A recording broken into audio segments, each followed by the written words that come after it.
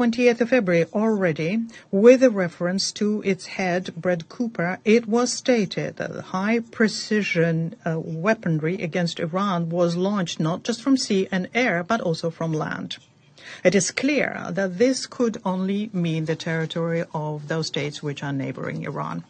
It is not a secret for anyone that the American base in Bahrain is the headquarters and the nerve center of the Fifth Fleet of the United States, which is the main strike force against Iran.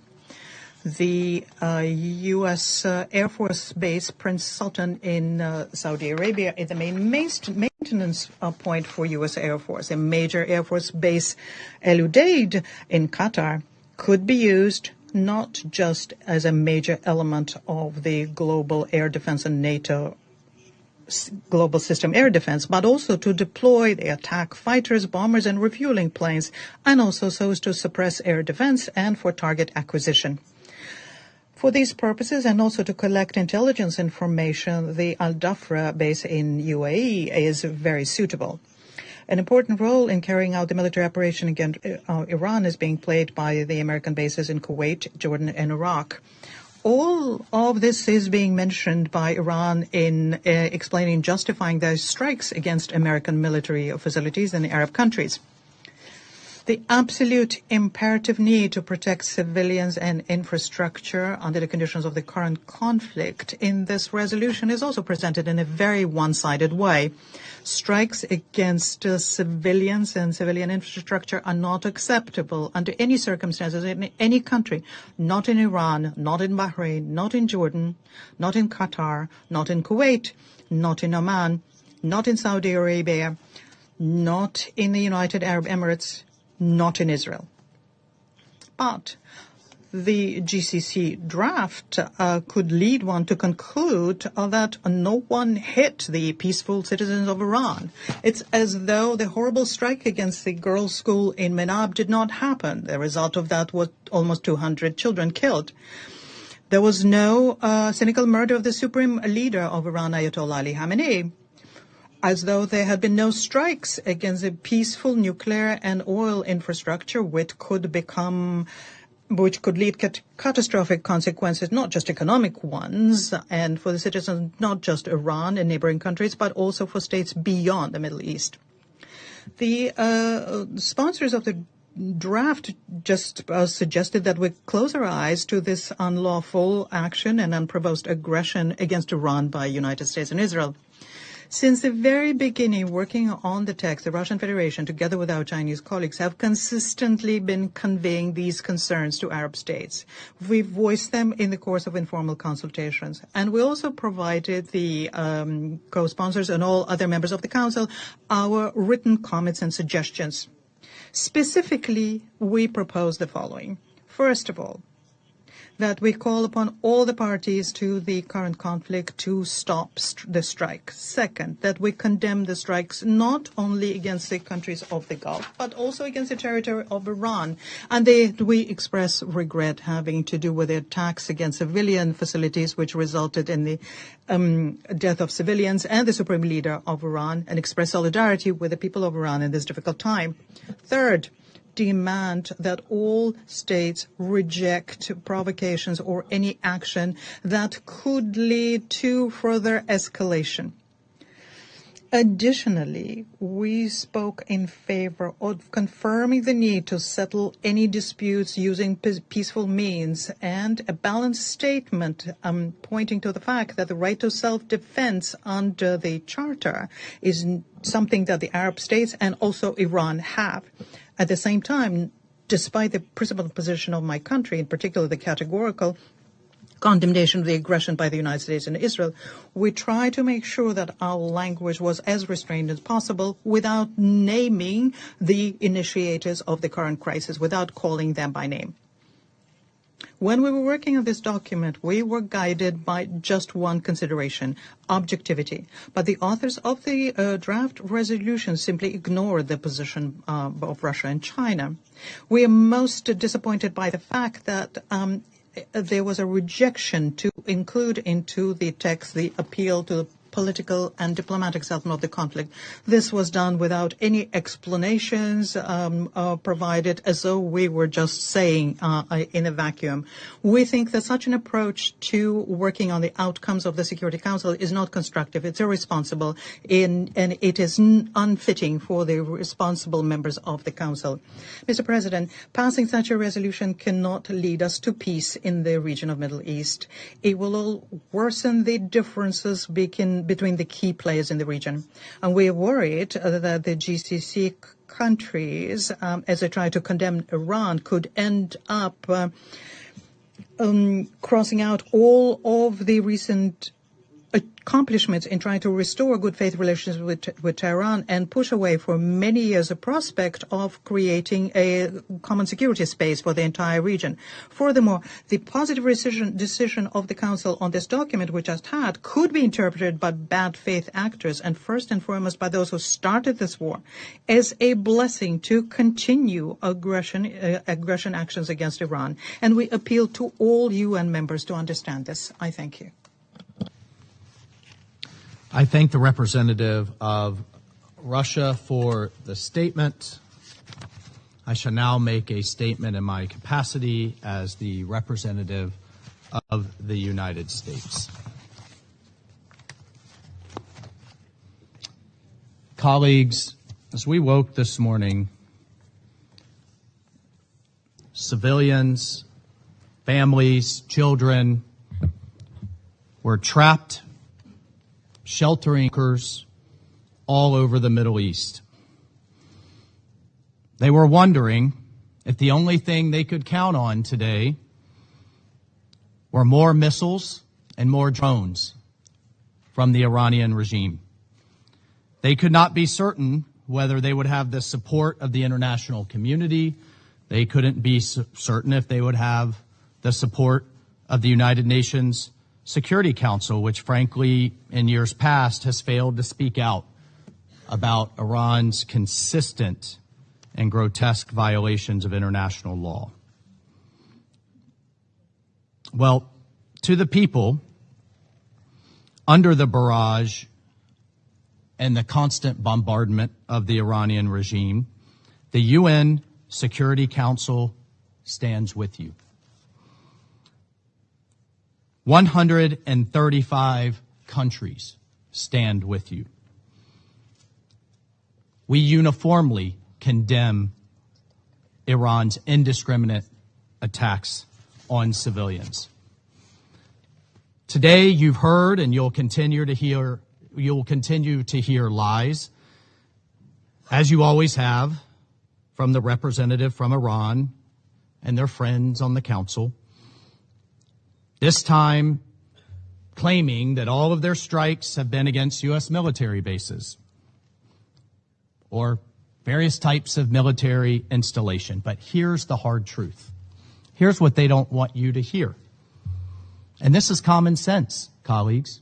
The Fairmont Hotel in Dubai, that's not a military base or installation.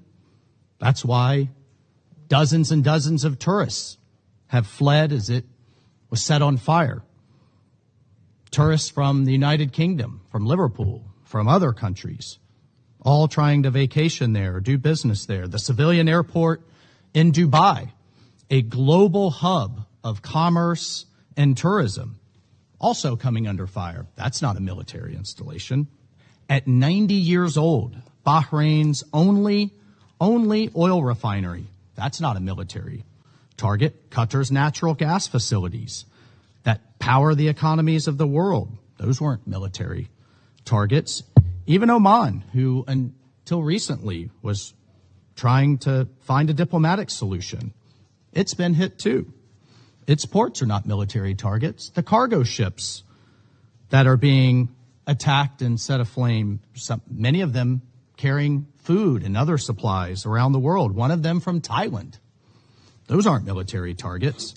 So look, these attacks were so brutal and so indiscriminate as Iran shoots in all directions that nations that previously had serious disagreements have now joined together. They've now spoken as one voice.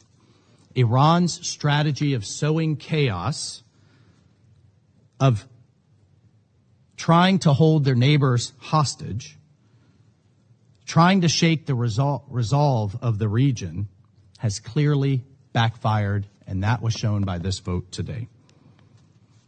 The Kingdom of Bahrain, itself a victim of these attacks, drafted this resolution, led the negotiations on this resolution.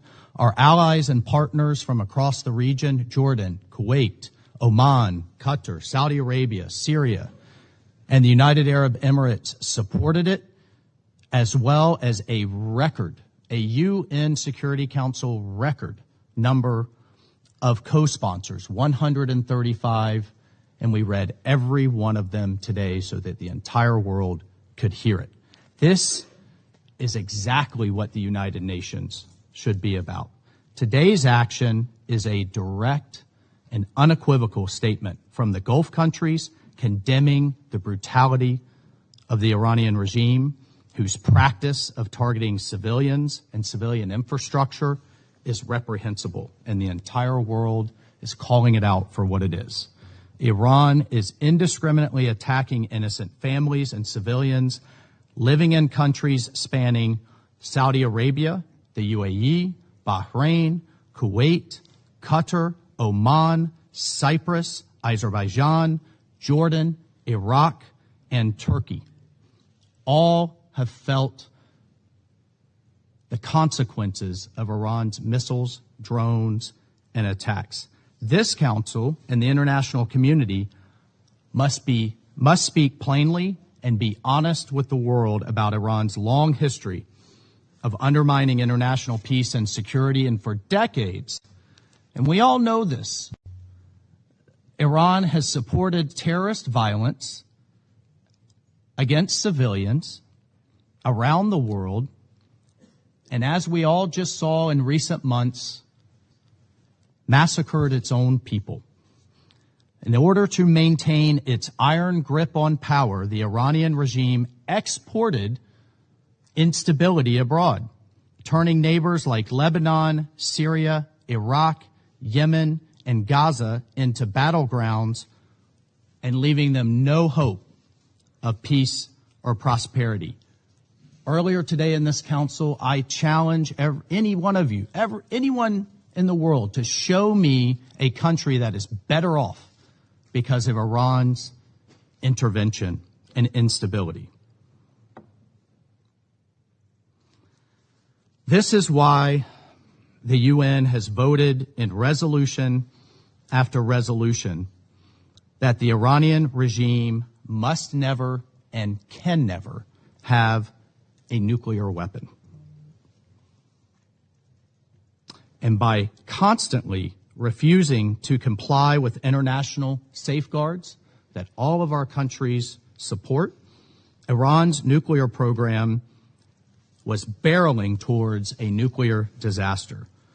The IAEA made clear that there was no reason to have nearly 1,000 pounds of 60% highly enriched uranium unless you wanted to build a nuclear bomb.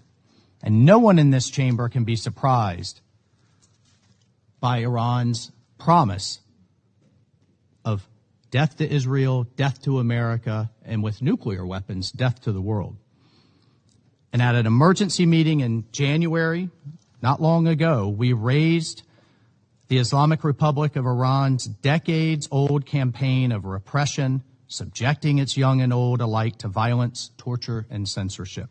Colleagues, the Iranian regime's abuses are a stain for all who tolerate it, drawn from the blood of their victims. President Trump and his team exhausted every attempt at diplomatic negotiations. He sought peace and to end 47 years of hostility and attacks, while Iran only sought more missiles, more drones, and a pathway to nuclear Armageddon. President Trump has drawn his red line here.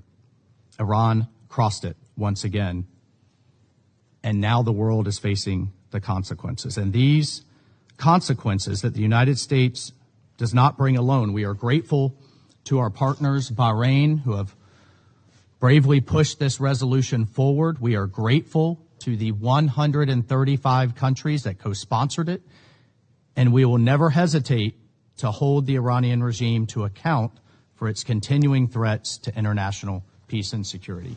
I thank you. I will now resume my duties as Council President. The representative of Bahrain has asked for the floor to make a further statement. Thank you, Mr. President. I apologize for asking to take the floor again. I would like to express sadness for what was involved and what was mentioned by the representative of the Russian Federation regarding GCC member states. I would like to clarify that GCC countries have proposed and exerted a lot of mediation and diplomatic efforts. We have never been territories from which attacks were launched, and our territories were never used to attack other countries. I speak to you now while sirens are sounding in our countries and in the region, and therefore the Iranian claims are refuted by the facts, because the attacks continue, and they continue against civilian facilities and against civilians. Thank you, Mr. President. I thank the representative of Bahrain for the statement. The Council is ready to proceed to the vote on the second draft resolution before it. I now give the floor to those members of the Council who wish to make statements before the vote. I give the floor to the representative of the Russian Federation. Mr. President, we have already mentioned today the non-constructive nature of the resolution, which was just endorsed today with a condemnation of strikes by Iran against countries in the region, which is one-sided, and we were not convinced of the opposite by the statement just made by the representative of Bahrain. Right now, the Russian Federation is calling upon members of the Security Council to pass an impartial document aimed at urgently de-escalating the situation. This will allow the Council to discharge its direct responsibility to maintain international peace and security. The draft that my country prepared leaves outside of the equation the differences amongst members of the Council on the reasons for the current unprecedented tension in the Middle East. It is simple, it's direct, and it's unequivocal in nature, and it has 4 operative paragraphs. The first one urges all parties to immediately stop their military activities and refrain from any steps which could lead to further escalation in the Middle East and beyond. The second one firmly condemns any strikes against civilian infrastructure and underscoring the obligations of all parties under international law, including international humanitarian law. 3, it underlines the importance of ensuring security of all states without exception in the region. And 4, it strongly encourages all parties concerned to immediately return to a negotiating table without any further delay. We are convinced that all of these elements fully reflect the opinions of the Security Council members related to current events, including those opinions that were voiced during Security Council meeting on the 20th of February.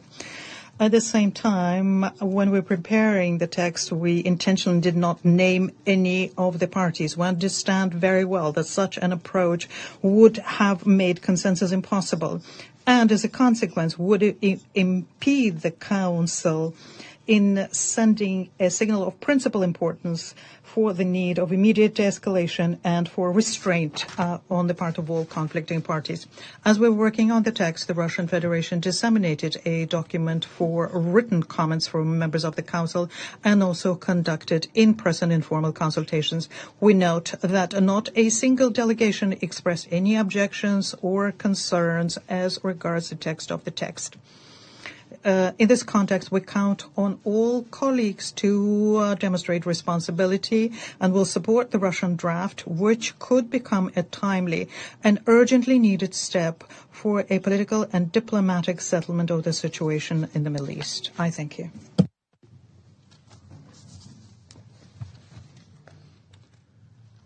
I thank the representative of the Russian Federation for his statement. I shall now put to the vote the draft resolution contained in document S/2026/159 submitted by the Russian Federation. Will those in favor of the draft resolution contained in document S/2026/159 please raise their hand?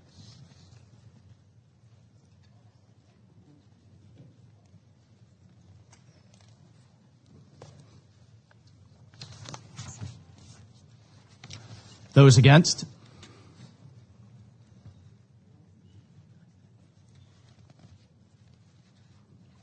Abstentions?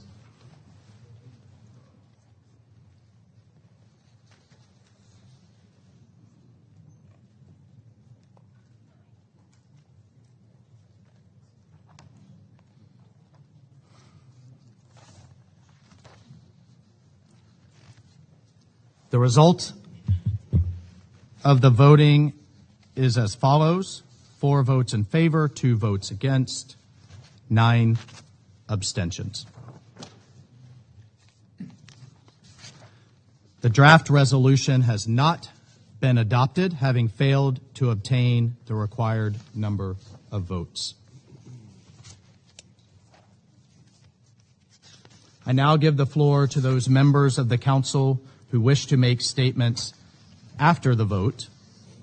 I give the floor to the representative of the United Kingdom. Thank you, President. The United Kingdom's priority is restoring regional stability in the Middle East as soon as possible and preventing this crisis escalating further. Iran's ongoing reckless attacks against countries across the region threaten to expand the conflict. That's why the UK voted in favour of the resolution tabled by Bahrain condemning Iran's attacks against its neighbours. That text was grounded in the facts and backed by the region, responding directly to the needs of our partners in the Gulf and Jordan. It focused squarely on protecting civilians and restoring regional stability, and we're pleased that this Council was able to send a clear condemnation of Iran's reckless attacks by adopting that resolution. By contrast, this Russian resolution does nothing to address the concerns of those in the region who have faced unprovoked and unjustifiable attacks. And it is impossible to overlook the hypocrisy of Russia presenting itself here as a guardian of international peace and security. It continues to reject Ukraine's proposal for a ceasefire. It attacks Ukraine's civilian infrastructure night after night.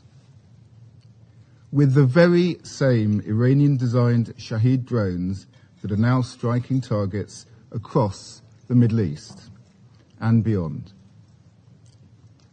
In return for Iran's support, Russia has provided Iran with advanced military capabilities, increasing the threat that Iran poses to the region. We should be in no doubt where Russia stands in this conflict. So Russia's resolution would have only served to distract this Council from the serious work required to end the conflict. That is why the UK did not support the resolution. Our collective priority must be to secure stability in the region and the protection of civilian life. That's what the UK government has been focusing on and will continue to do alongside our allies, including in this Council. I thank you. I thank the representative of the United Kingdom for the statement. I give the floor to the representative of France. Merci, monsieur. Thank you, Mr. President. Mr. President, France did not support the draft resolution presented by Russia on the situation in the Middle East.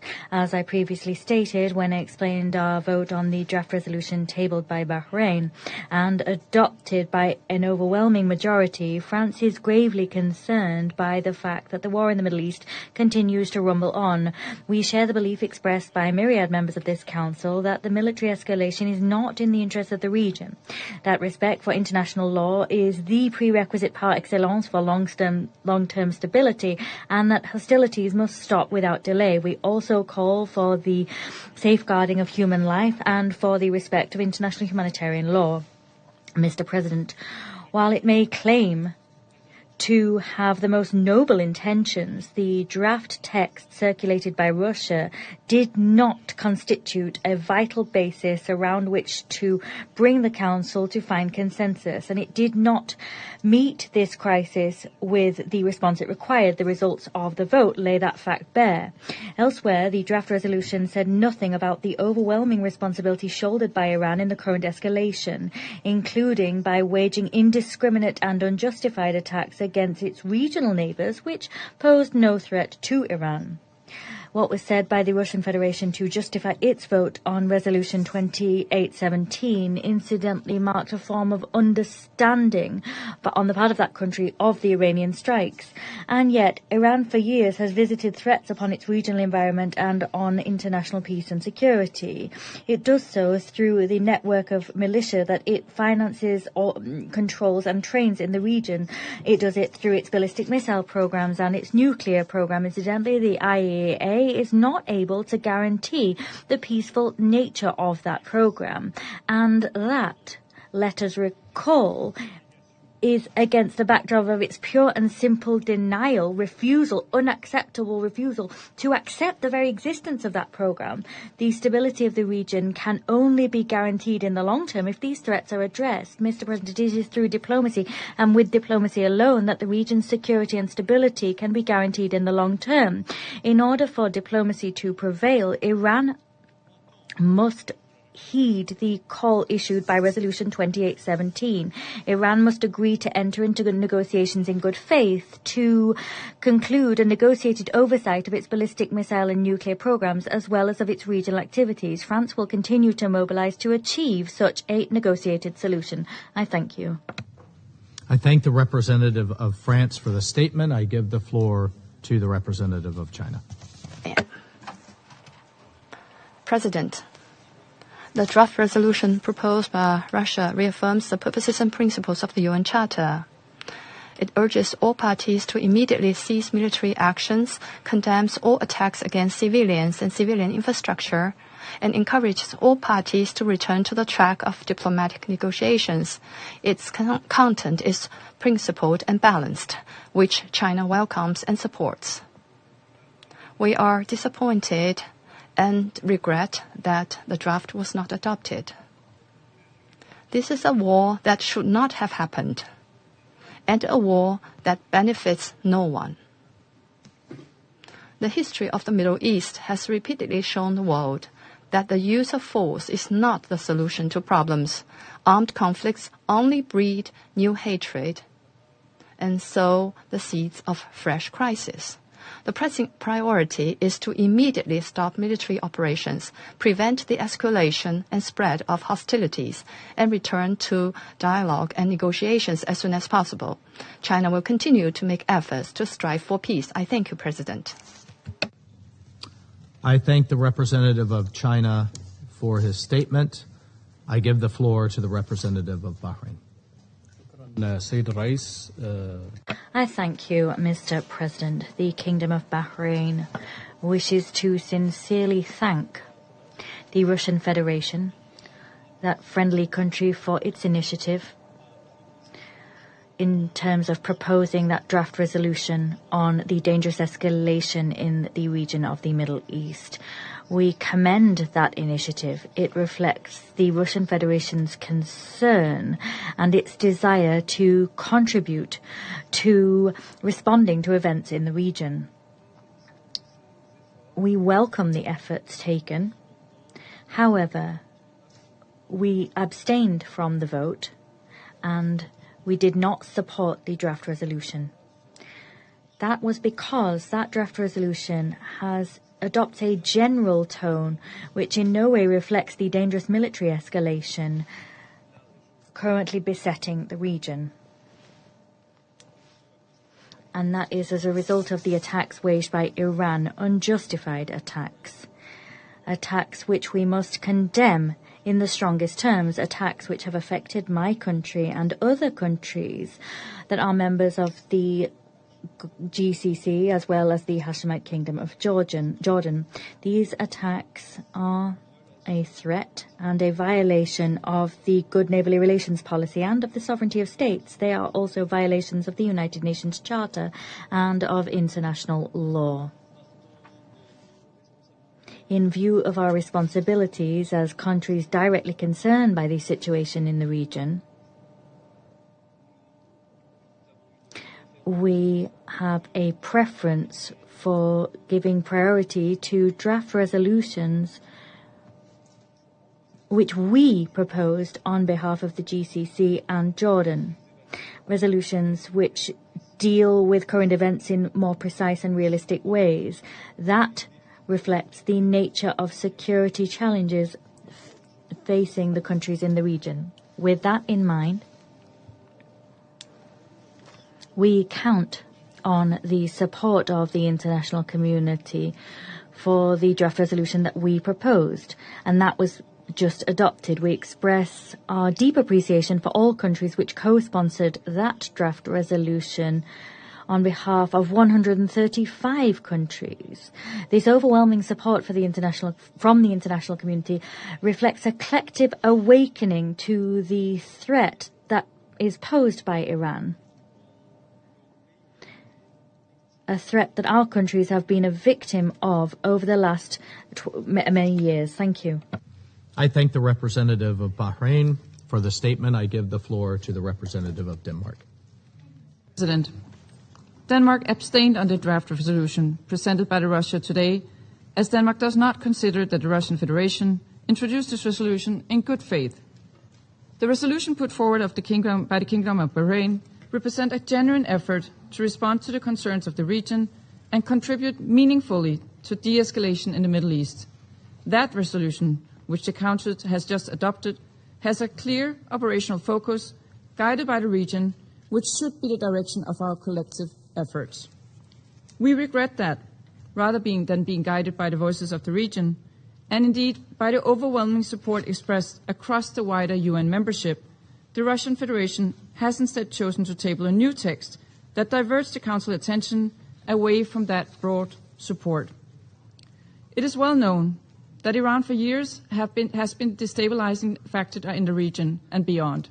Now, the regime in Tehran continues its destructive behavior by attacking countries in the region, including civilians and civilian objects, disrupting maritime security, and threatening regional stability, international peace and security, and the global economy. None of this is reflected in Russia's draft resolution. For this reason, Denmark did not support the resolution presented by Russia today. I thank you. I thank the representative of Denmark for the statement. I give the floor to the representative of Latvia. Thank you, President. Latvia voted against the resolution submitted by the Russian Federation for the following reasons. Latvia unequivocally supports the fundamental principles of the Charter of the United Nations recalled in this text, including the prohibition of the use of force against the territorial integrity or political independence of any state, as well as the international law, including international humanitarian law, protecting civilians and civilian infrastructure. And we share the deep concern regarding the current escalation of hostilities in the Middle East and beyond. However, we could not support the presented draft, as it was tabled by a permanent member of this Council, which itself is violating daily for years the very principles it now calls upon others to respect. The aggression, use of force against territorial integrity and political independence, continued attacks against civilian infrastructure and civilians carried out by Russia in Ukraine stand in total contradiction to the commitments invoked in this draft. It is cynical and represents hypocrisy of the highest order.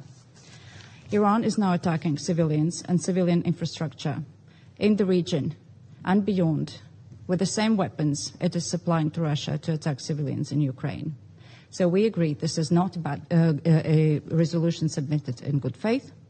And despite our agreement with the values and objectives outlined in the text, Latvia was compelled to vote against. I thank you. I thank the representative of Latvia for the statement. I give the floor to the representative of the Russian Federation.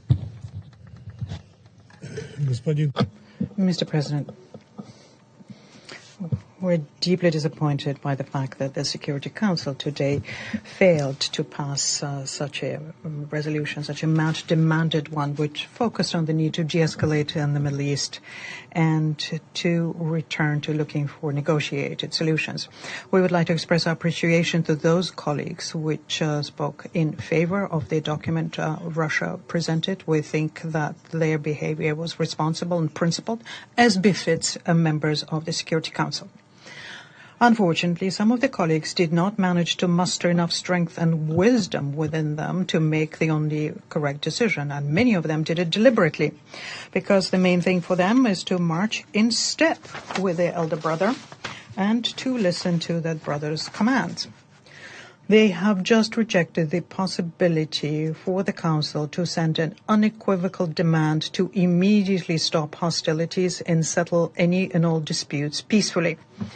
And this shows very clearly, yet once again, that all of the loud statements on the part of those countries about how committed they are to international law, UN Charter, peace, are nothing more than empty rhetoric.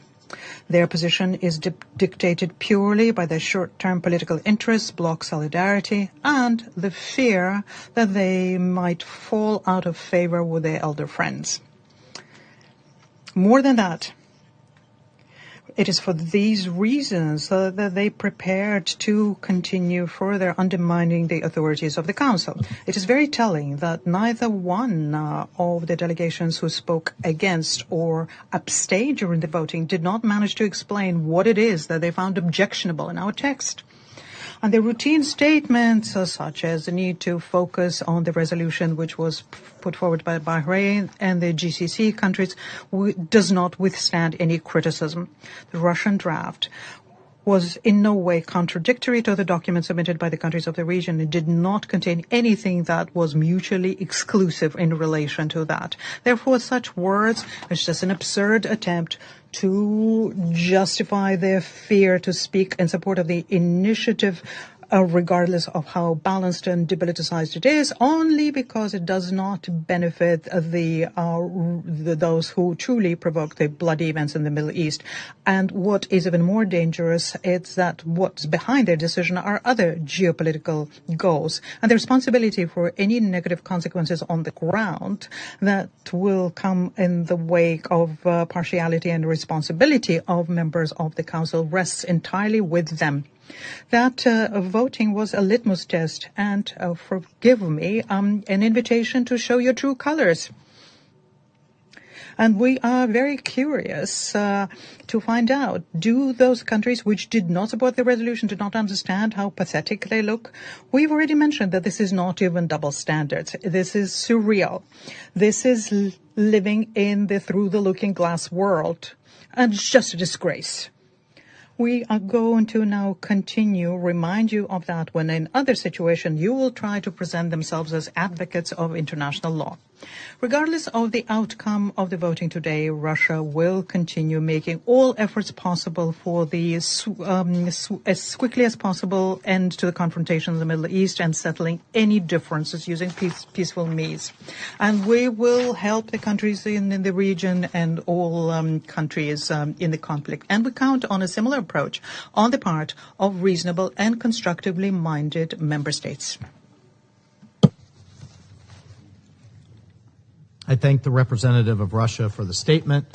I shall now make a statement in my capacity as the representative of the United States. Colleagues, the Russian Federation knew it did not have the votes to adopt its resolution today, yet it insisted on proceeding to a vote. And once again, Russia is acting here at the Security Council to protect its partner, Iran. We reject Russia's attempt to conflate lawful U.S. actions taken in line with Article 51 of the UN Charter, to conflate those actions with Iran's pattern of bloodshed and brutality to its own people and around the world, and with its recent deliberate and at scale targeting of civilians and civilian infrastructure across the Gulf and the Middle East. The United States will continue to work here at this council and beyond to hold the Iranian regime to account and to bring to light its destabilizing and unlawful actions. Russia's attempts to prevent this council from acting in line with its core principles will not deter us. I thank you, and I resume my function as president of the council, and I now give the floor to the representative of Iran under Rule 37. In the name of God, the compassionate and merciful, colleagues, at the outset, I must express our profound regret over the Council's action today. This is a deeply regrettable day for the Security Council and for the international community. Today's adoption is a serious setback to the Council's credibility and leaves a lasting stain on its record. Today's action represents a blatant misuse of the Security Council mandate in pursuit of the political agendas of the certain members. The very state responsible for the brutal war of aggression against my country, the regime of the United States, sits on the other side of this chamber as President of the Council, abusing its position while obstructing every effort to bring an end to this barbaric war against the Iranian people and preventing the Council from fulfilling its charter-based responsibilities. Let me make it clear. This resolution is a manifest injustice against my country, the main victim of a clear act of aggression. It distorts the realities on the ground and deliberately ignores the root causes of the current crisis. The very purpose of this biased and politically motivated text, which was pushed by Israeli regime and the United States, is clear: to reverse the roles and position of victims and aggressors. It rewards the regimes of the United States and Israel, which have violated the UN Charter and committed acts of aggression. In doing so, it established impunity and sent a wrong message to the international community, emboldening the aggressors to commit further crimes. Accordingly, we do not recognize the Council's action today. We consider it unjust and unlawful, inconsistent with the United Nations Charter and international law, and an action that completely disregards the established principles governing determination of acts of aggression and breach of the peace. Make no mistake, today it is Iran, tomorrow it could be any other sovereign state. We thank Russia and China for their constructive efforts.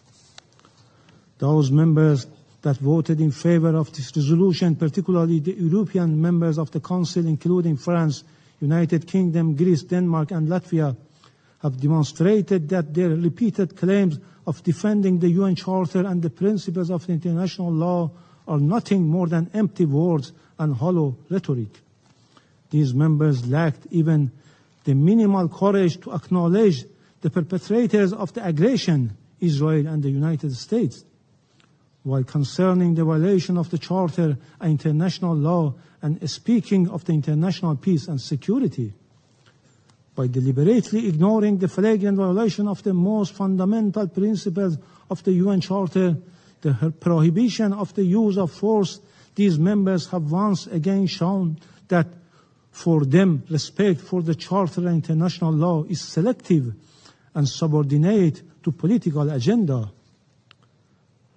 The hypocritical and irresponsible conduct once again demonstrate that political consideration take precedence over the professed commitment to international law and the UN Charter.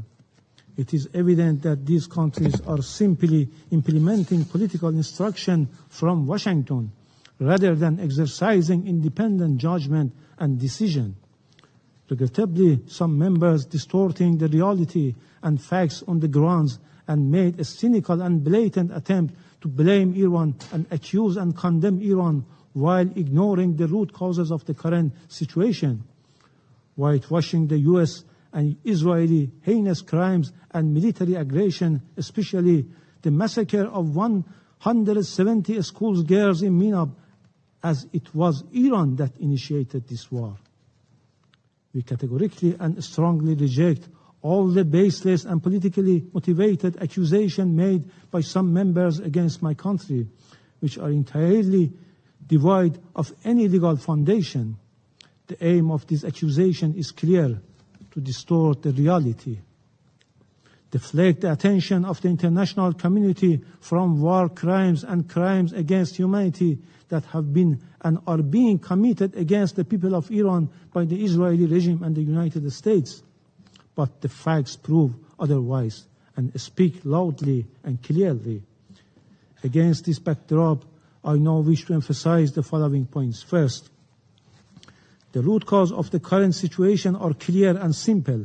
On 28 February, the United States and Israel regime launched a military attack against the Islamic Republic of Iran in flagrant violation of Article 2, Paragraph 4 of the United Nations Charter and the preventory norm prohibiting aggression. This is an illegal, illegitimate, and unprovoked war began with the cowardly terrorist assassination of the supreme leader of the Islamic Republic of Iran, the highest official of the sovereign member state of the United Nations, along with several senior state officials, and resulted in the deaths and injuries of thousands of civilians. This aggression was accompanied by coordinated attacks on both military and civilian infrastructure, including schools, hospitals, residential buildings, sport facilities, public service centers, and relief facilities across the country. These acts constitute grave violation of international law and serious breach of international humanitarian law. Senior officials of the aggressor states, including the President of the United States and criminal Prime Minister of Israel, have publicly acknowledged and justified this attack, thereby openly admitting responsibility for this unlawful act of aggression. Since 28 February, the continued military strike by the United States and the Israeli regime have martyred more than 1,348 civilians, including women and children, more than 17,000 civilians injured, and destroyed or damaged 19,734 civilian sites. These include 16,191 residential homes, 1,617 commercial and service centers, 77 medical and pharmaceutical facilities, 65 schools and educational institutions, 16 Red Cross buildings, and multiple energy infrastructure facilities. The scale and systematic nature of this attack clearly constitute war crimes and crime against humanity. Second, in response to this deliberate and unjustified aggression, the Islamic Republic of Iran has exercised and continues to exercise its inherent right of self-defense in accordance with Article 51 of the United Nations Charter to defend its sovereignty and territorial integrity. And in light of the failure of the United Nations Security Council to discharge its duty and responsibilities under the Charter of the United Nations, has undertaken necessary and proportionate defensive operation against the bases and facilities of the aggressors in the region. Such actions are lawful under international law and have been clearly and repeatedly warned of in advance through various channels and at different levels. Our response is lawful, necessary, and proportionate. Iran targets only the military objective of the aggressors. Our assessment indicates that some of these incidents may have resulted from interception by the United States defense system, which could have diverted from intended military targets. Third, since the beginning of this aggression against the Islamic Republic of Iran by the United States and Israeli regime, the aggressors have also used the territories and facilities of certain third states in the region to launch unlawful military attack. Under the fundamental principle of international law, states are prohibited from knowingly allowing their territory to be used directly or indirectly to cause damage to other states.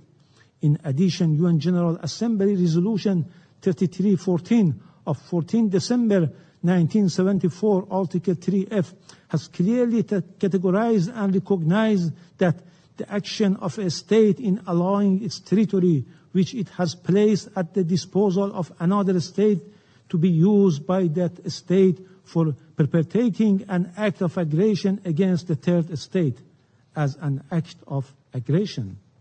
Furthermore, as a principle of international law emanating from the jus cogens character of the prohibition of aggression, states must undertake all necessary measures to prevent foreign armed forces based in their territory from committing acts of aggression against other states and must not facilitate or support such acts. It is evident that in the event of the breach of this fundamental obligation, a state whose territory has been used to carry out acts of aggression against a third state bears international legal responsibility, including responsibility for reparation of direct and indirect damage resulting from such attack. Similarly, the measures claimed to have been taken by the United Kingdom and certain other states outside the region under pretext of a so-called right of individual or collective self-defense are devoid of any legal basis and are wholly unjustifiable under international law. Such action may themselves constitute acts of aggression.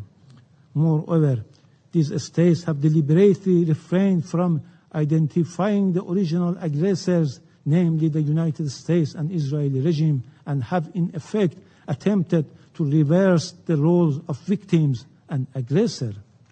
Fourth, the aggressors, in particular the United States, are under an obligation to make full reparation for the injury caused by the ongoing violation against Iran and its citizens, including any damage incurred.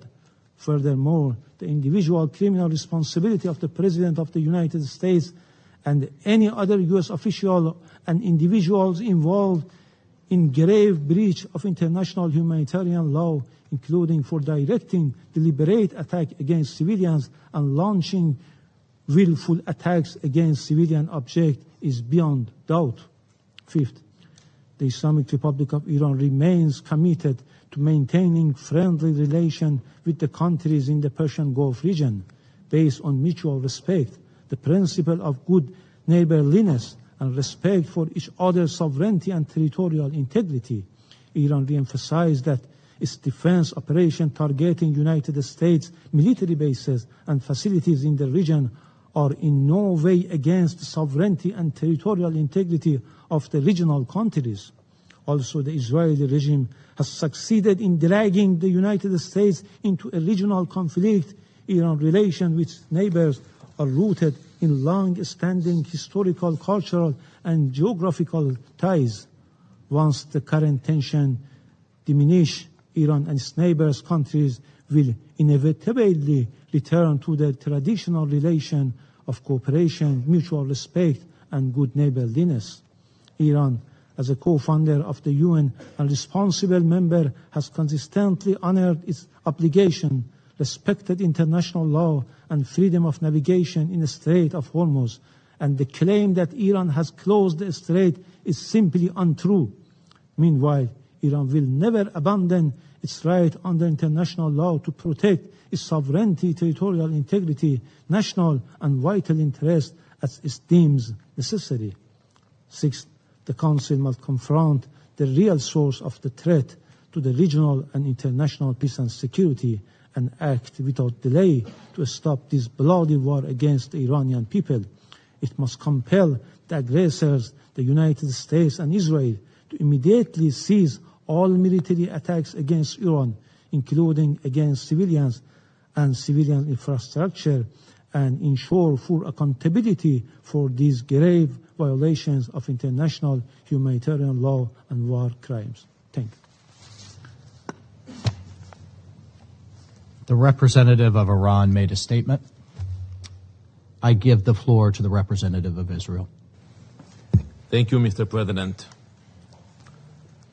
In the past day, the Iranian regime has fired missiles and drones not only at Israel, but at... दूसरी जानिब अमेरिकी सदर Trump गुफ्तगू कर रहे हैं. Very powerful, and it is now with modern equipment, clean, beautiful, but it's a very powerful fuel. It's very powerful. And if it wasn't China and some of these other big behemoths would not be using it. They use it because it's powerful, very, very powerful. The wind, you know, you're watching television and you want to watch, and your beautiful wife, our First Lady, says, I'm sorry, darling, you can't watch tonight. The wind has gone down and we have... But I want to watch myself on television. I want to watch myself debate. She says, I'm sorry, darling, we have absolutely no energy. There's no wind tonight. What a scam. That's a pretty big scam. That's one of the top. I say that's a top 5. It's about 5 that are real beauties. I also announced a lease agreement for $1.5 billion of private sector uranium enrichment facility in Paducah. Paducah. And as we take decisive action to stop the threat posed by the terrorist regime in Iran with Operation Epic Fury.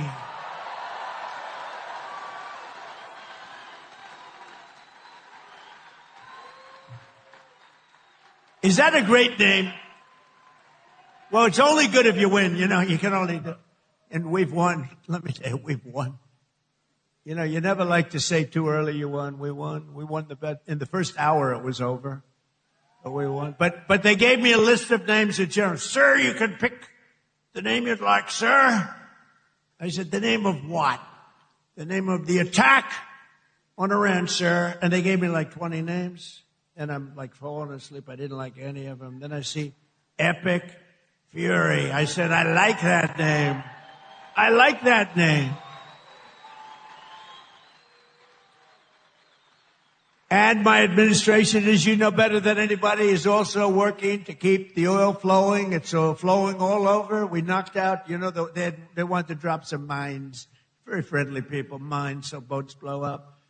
And we knocked out as of, you know, every hour I have to change because they knock them out so fast. I've never said anything. Think of it. They knocked out 54 ships in 2 days. And they're real ships. In fact, I got angry at my people. I said, are they any good? Yeah, they're warships. I said, why the hell did we kill them? Why didn't we just capture them and use them in our Navy? They said they wouldn't have qualified for that. But I got a little upset with my people. I said, why do we have to knock them? And actually, one of my generals said, sir, it's a lot more fun doing it this way. But we knocked out 58 naval ships. We knocked out their Navy, okay? Let's put it that way. But they also knocked out the mine layers. They call them mine layers. They put mines in the water. Lovely job. Isn't that nice? Blow up ships. And we knocked out 31 of them. And, you know, I was very proud of myself. I said, why didn't you use the weapon that we use on the drugs that come in by sea? Do you know that drugs by sea are down 98%?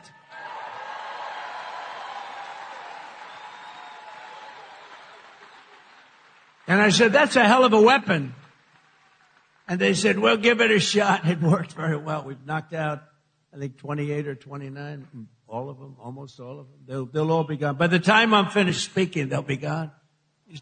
These people work very fast. But I'm pleased to report that Earlier today, the International Energy Agency agreed to coordinate the release of a record 400 million barrels of oil from various national petroleum reserves around the world, which will substantially reduce the oil prices as we end this threat to America and this threat to the world. We don't want to leave early, do we? Huh?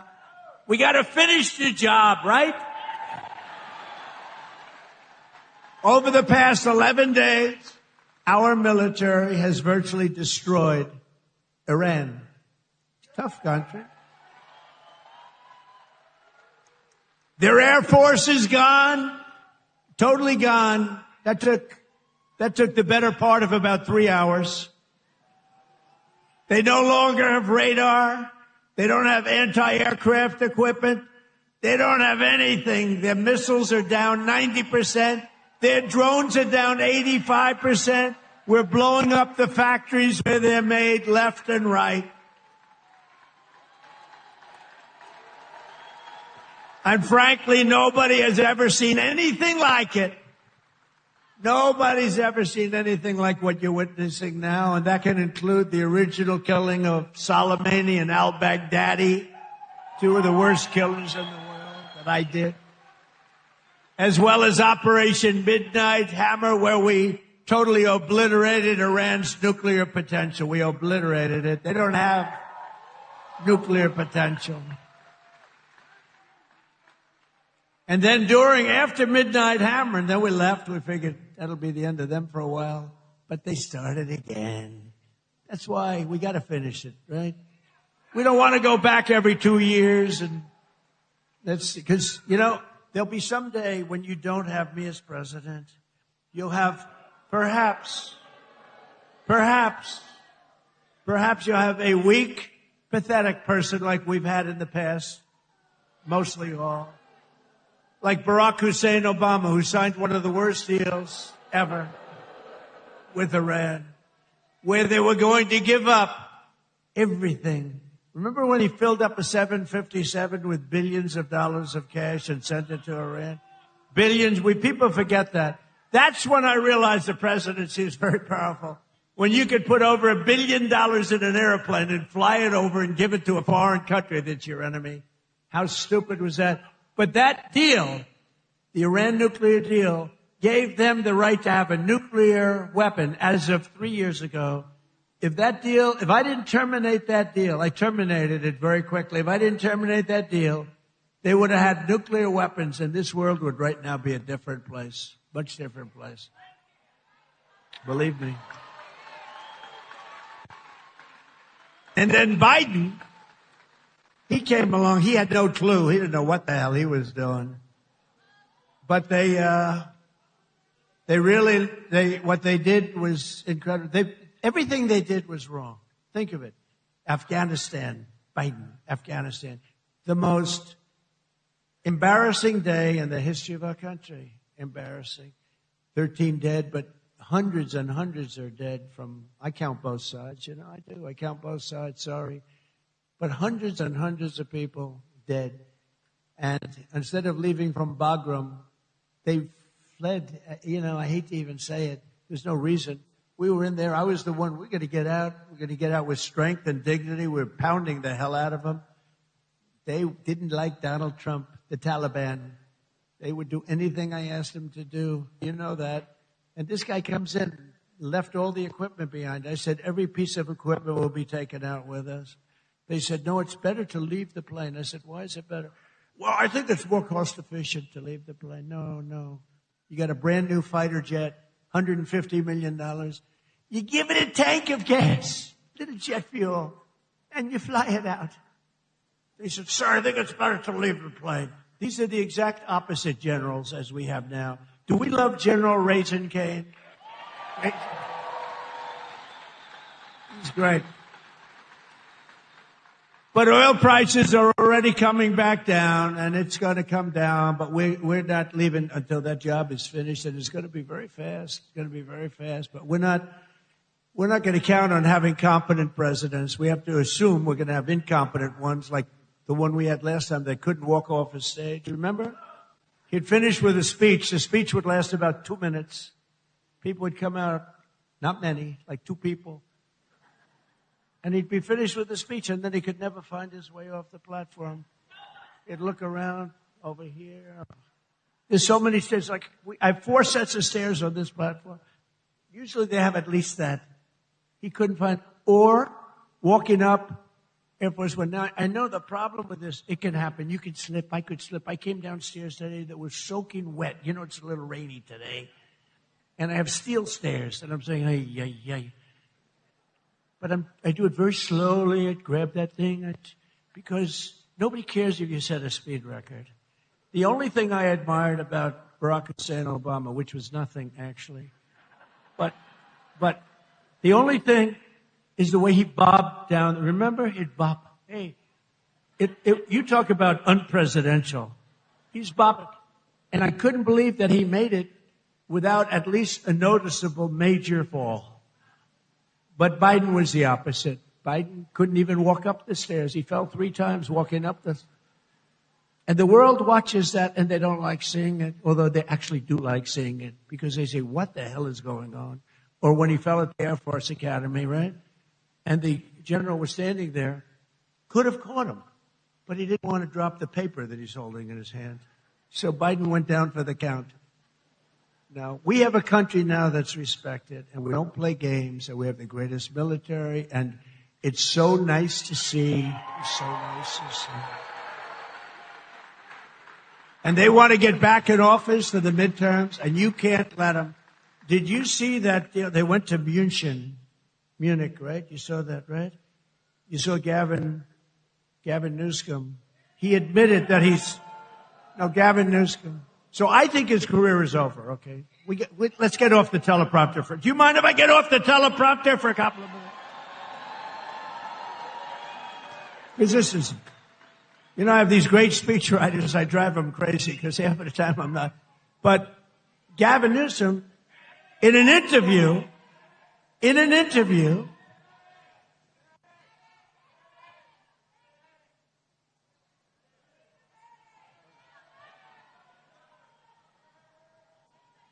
have a doctor in the house, please? Doctor?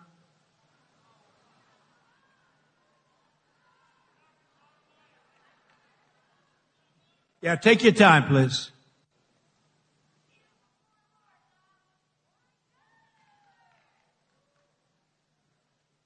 Take your time.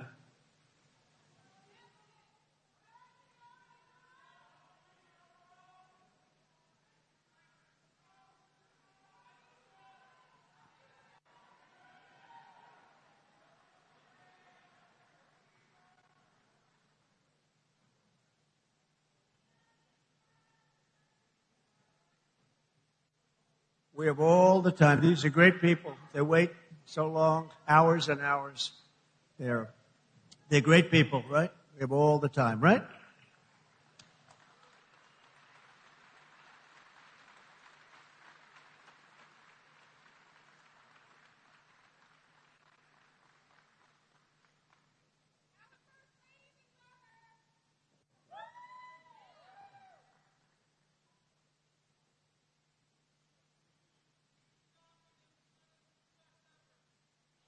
Thank you.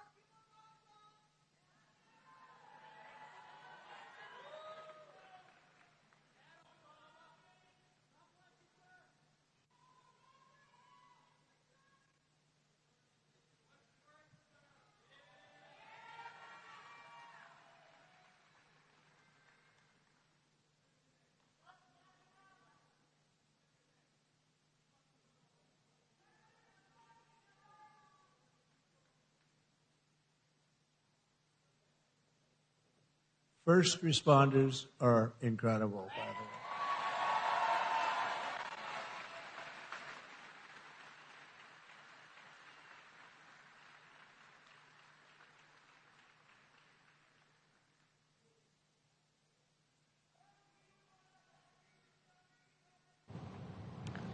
अमरीकी सदर Trump जो कि खिताब कर रहे हैं और खिताब के दौरान अमरीकी सदर ट्रंप जिस दौरान खिताब कर रहे थे उस दौरान पीछे खड़ा शख्स बेहोश हो गया था اور امریکی صدر ٹرمپ نے اپنا خطاب روکا اور بے ہوش سپورٹر کے لیے طبی عملے کو بھی بلوایا ہے. امریکی صدر ٹرمپ جو کہ گفتگو کر رہے تھے کچھ دیر پہلے اور آپریشن ایپک فیوری کے متعلق وہ بتا رہے تھے کہ چند گھنٹے میں ہی ہم یہ جنگ جیت چکے تھے. وہ جنگ جو کہ ایران اور اسرائیل اور امریکہ کے درمیان اس وقت بھی جاری ہے اور اس وقت کے جو مناظر ہیں وہ دیکھ سکتے ہیں آپ. امریکی صدر ٹرمپ جو کہ خطاب کر رہے تھے اور اس دوران پیچھے کھڑا شخص بے ہوش ہو گیا تھا اور امریکی صدر ٹرمپ خطاب کرتے رکے اور بے ہوش سپورٹر کے لیے طبی عملے کو بھی بلوایا. امریکی صدر ٹرمپ خطاب کرتے وقت ان کی جانب سے بتایا گیا کہ امریکی فوج نے ایرانی بحریہ کے 58 جہاز تباہ کیے ہیں. ایران کی ایئر فورس مکمل ختم کر دی. امریکی صدر ٹرمپ کہتے ہیں کہ ایران کے پاس اب کوئی ریڈار نہیں ہے. آپریشن ایپک فیوری سے متعلق انہوں نے بتایا کہ وہ انہوں نے پہلے گھنٹے میں ہی جیت گئے تھے. انہوں نے ساتھ ہی ساتھ کہا کہ ہم نے ایرانی بحریہ کو سمندر میں ڈبو دیا ہے. امریکہ نے ایک رات میں آبنائے ہرمز میں چھپائی بارودی سرنگیں ختم کر دی ہیں. آبنائے ہرمز میں ایران کے 31 مائن شپس تباہ کر دیے ہیں. ایران کی ایٹمی صلاحیت کو صفائے ہستی سے مٹا دیا ہے. Because is going to be okay. How about putting it right now, Ave Maria, if they are listening. Ave Maria by Pavarotti.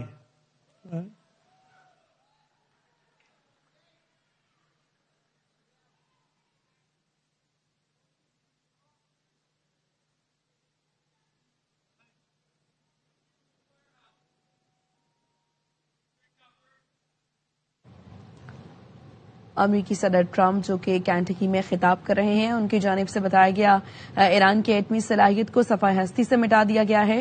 امریکہ نے ایک رات میں آبنائے ہرمز میں بچھائی بارودی سرنگیں ختم کی ہیں. آپریشن ایپک فیوری سے متعلق انہوں نے کہا کہ وہ پہلے گھنٹے میں ہی یہ جنگ جیت چکے تھے. وہ جنگ جو کہ ایران اور اسرائیل اور امریکہ کے درمیان اس وقت جاری ہے. ہم نے ایرانی بحریہ کو سمندر میں ڈبو دیا. امریکہ نے ایک رات آبنائے ہرمز میں بچھائی بارودی سرنگیں بھی ختم کر دی. آبنائے ہرمز میں بارودی سرنگیں بچھانے والے 31 جہاز تباہ کر دیے. ایران کی ایٹمی صلاحیت کو صفائے ہستی سے مٹا دیا گیا. ایران کے پاس اب نہ ایئر فورس ہے اور نہ ہی ریڈار ہے. یہ کہنا ہے امریکی صدر ٹرمپ کا. انہوں نے کہا کہ ایران کے خلاف جنگ جیت چکے ہیں لیکن جلد نکلنا نہیں چاہتے. اوباما دور میں ایران جوہری معاہدہ ختم نہ ہوتا تو یہ نوبت نہ آتی. یہ کہنا ہے امریکی صدر ٹرمپ کا جو کہ کینٹکی میں خطاب کر رہے ہیں. اور ایران کے خلاف انہوں نے کہا کہ ہم جنگ جیت چکے ہیں لیکن جلد اس سے نکلنا نہیں چاہتے. اوباما دور میں ایران جوہری معاہدہ ختم نہ ہوتا تو یہ نوبت نہ آتی. یعنی وہ یہ گفتگو کر رہے تھے اور ان کی جانب سے بتایا جا رہا تھا کہ اگر اوباما دور میں یہ معاہدہ نہ ہوتا ختم ایرانی دور کا تو اس وقت اب یہ نوبت نہ آتی تو یہ جنگیں نہ ہوتی, نہ اسرائیل کی جانب سے حملہ ہوتا اور نہ امریکہ اس میں ملوث ہوتا. یہ کہنا تھا امریکی صدر ٹرمپ کا. آپریشن ایپک فیوری سے متعلق انہوں نے کہا کہ پہلے گھنٹے میں ہم جنگ جیت چکے تھے. ہم نے ایرانی بحریہ کو سمندر میں ڈبو دیا. امریکہ نے ایک رات میں آبنائے ہرمز میں بچھائی بارودی سرنگیں ختم کر دی. آبنائے ہرمز میں بارودی سرنگیں بچھانے والے 31 جہاز تباہ کر دیے. ایران کی ایٹمی صلاحیت کو صفائے ہستی سے مٹا دیا ہے. He's a good doctor. Thank you, Oz.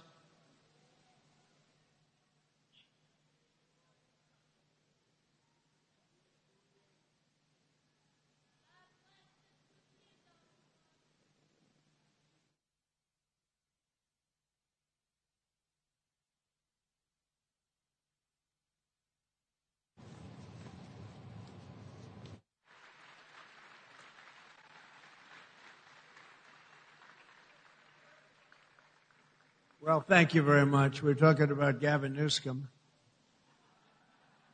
Doesn't seem like a very good subject right now. It made that young lady not feel so good. Anyway, he admitted he has mental problems, that he's not a smart person, that he has a mental lack of ability. He's unable to read a speech. He can't read. And all of the other things he said he has a lot of mental problems. And I was attacked by a reporter that said, well, what's wrong with that? I said, nothing's wrong with it. But I don't want the President of the United States to have a cognitive deficiency. Okay. Right? And when he admitted this, I said, I think he just lost the Democrat nomination. What do I know? But you know what? I'm for everybody. But you know, when it comes to president, you got to be sharp. You got to be sharp as hell. One of the greatest victories we have achieved for hardworking Americans with the help of our great Republican majorities in Congress is no tax on tips, no tax on Social Security, and as I told you before, no tax on overtime, which affects you. 800,000 Kentucky seniors. And every Democrat voted against it. So remember, and they'll terminate it. If they take power, they'll terminate it. 800,000 Kentucky. So you have, think of that. You have no tax on Social Security. 800,000 seniors, and they will end it.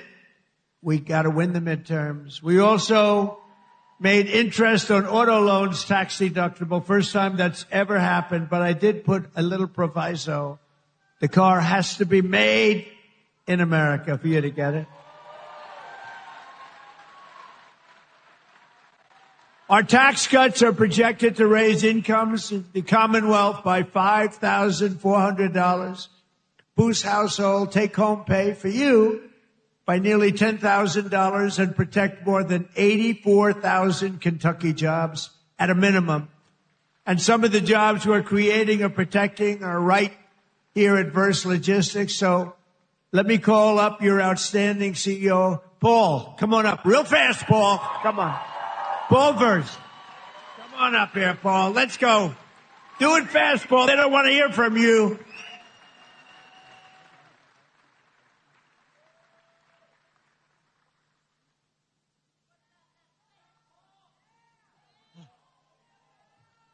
I wish I could have gone before him, Mr. President. Thank you, President Trump.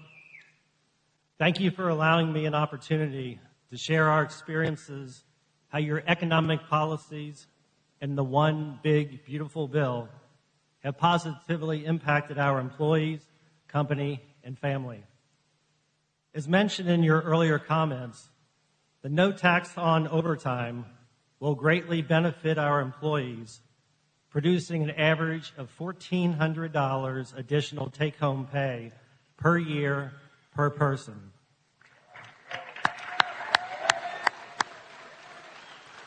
With this amazing benefit, the savings they will realize can be used to take a family vacation, provide further education for their children, pay bills, or make a down payment on a house or car. Our family and companies have a mission of giving back to our communities. The savings from the lower tax rates and permanently full expensing of equipment will allow us to invest back in our local communities of supporting nonprofit organizations and providing educational scholarship money for students attending local high schools and colleges.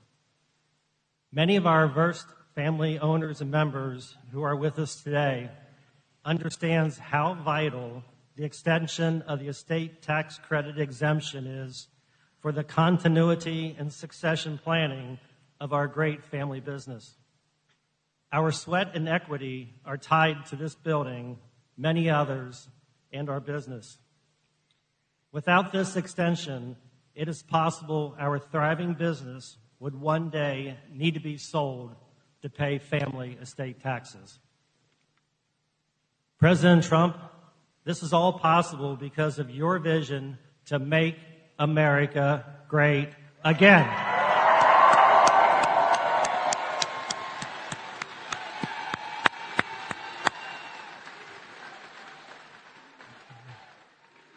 On behalf of our family, company, and employees, we want to take this opportunity to welcome you to Northern Kentucky and the Cincinnati region. You are in the heart of Kentucky, home of bluegrass, faster horses, and the best damn bourbon in the world.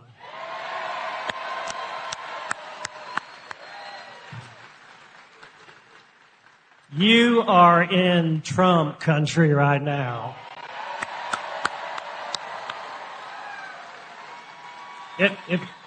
wrapping this up, if we can just take a pause, and I'm going to say a quick little prayer for President Trump, if I could. May God bless and keep you healthy and safe. And may God bless our beloved United States of America and everything it stands for. Thank you, President Trump.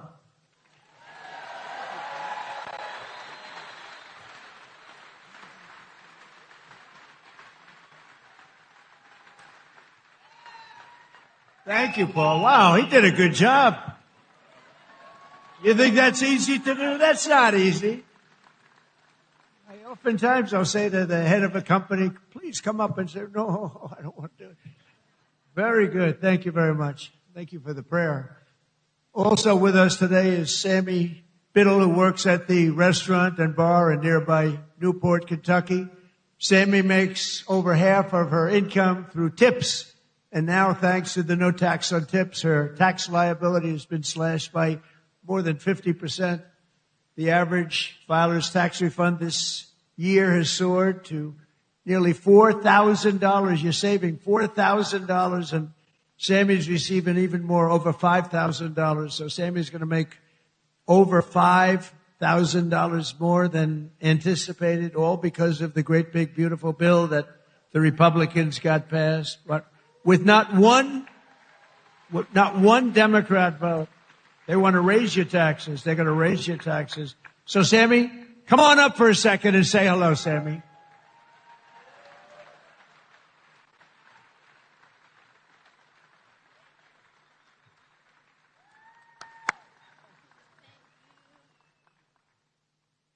Thank you, Mr. President. Oh, there we go. Hello, everyone. My name is Sammy Biddle, and I am a general manager and bartender at a local distillery in Newport, Kentucky called Pensive Distilling. And like most servers and bartenders, a big portion of my annual salary comes from working double shifts and tips. A big dream of mine has always been to save up enough money to buy a nice piece of land and eventually build a home on that land. And this year, due to our president's no taxes on tips and overtime policy, I got more year-end taxes back than I ever have, which has helped me get that much closer to my American dream. Thank you, Mr. President.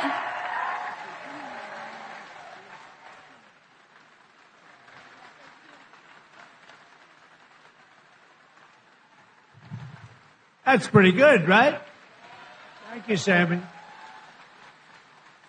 So millions and millions of Kentucky families will have more money in their pockets thanks to what we did with respect to tax cuts.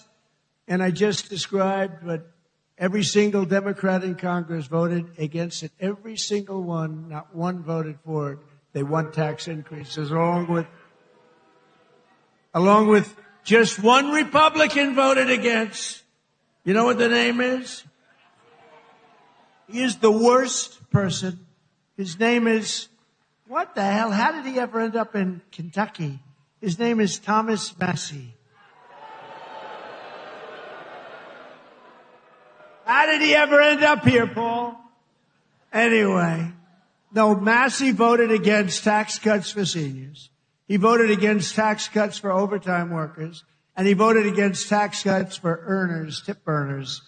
No, he wanted to increase the taxes. He voted with the Democrats. He voted against our historic funding for border security. He voted against border security, where we took the worst border in the history of our country, made it the best border in the history of our country in 2.5 months. He voted against it. And he voted against eligibility verification for welfare recipients. Nobody has to be eligible. Just pick up whatever you want. The people in this room don't like that. Thomas Massie also voted with the radical left Democrats in Congress to keep the federal government shut down during the open border crusade while our military went without pay. He voted for our military not to get that pay. And now Massie, he's the worst. And I don't say that. I never hit a guy like this. The guy's the most. We call him Rand Paul Jr. He votes against everything. But at least I like Rand a little bit. Can't love a guy that votes. I got him elected twice. If I didn't endorse him, he was not going to get elected. Do you remember that? I came and I did a little rally, and Rand votes against us all the time too, but at least he's okay. I wouldn't say the greatest. And now Thomas Massie is attacking a great Navy SEAL hero. This is a real hero. Ed Galrine, who's running against him in the primary. You know why? Because he's not doing right for our president. He didn't want to run for office. He's a hero. He's a farmer hero. He's a tremendous war hero, but he's a farmer right here. He's like central casting. I said, this is the guy I'm looking. I want to just give me somebody with a warm body to beat Massie.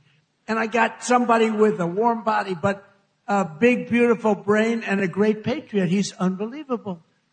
And he did it because he said he's disrespecting our country. He votes against everything.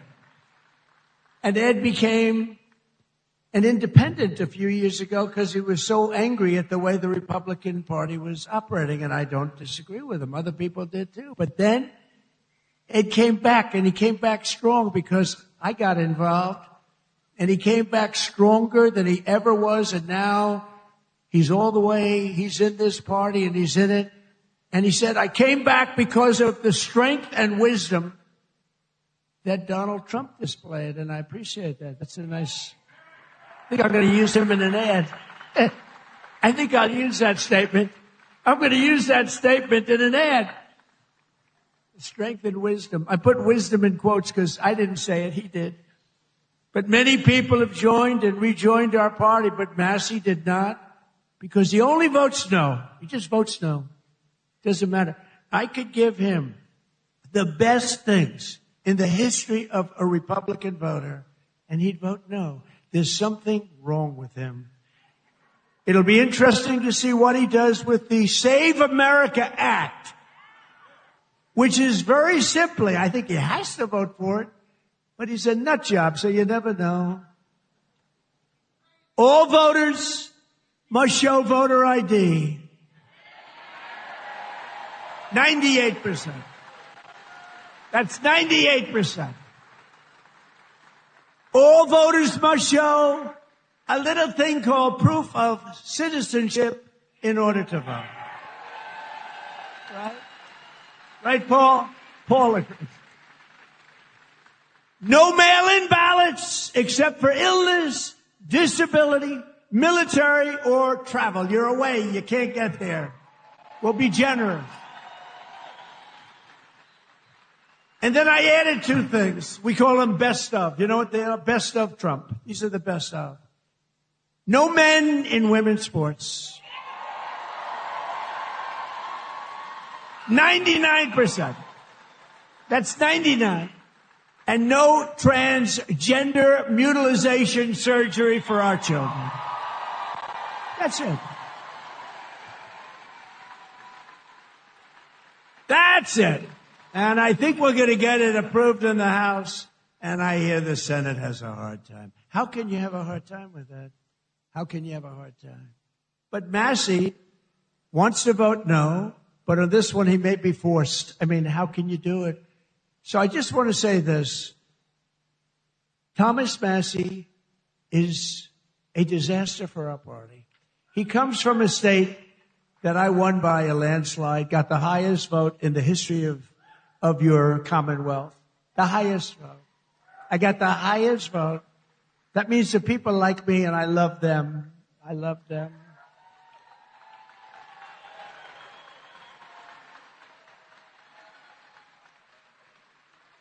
I love them more than they love me, but I still got the highest. Remember with your mother, I love you more than you love me. We revert back to childhood.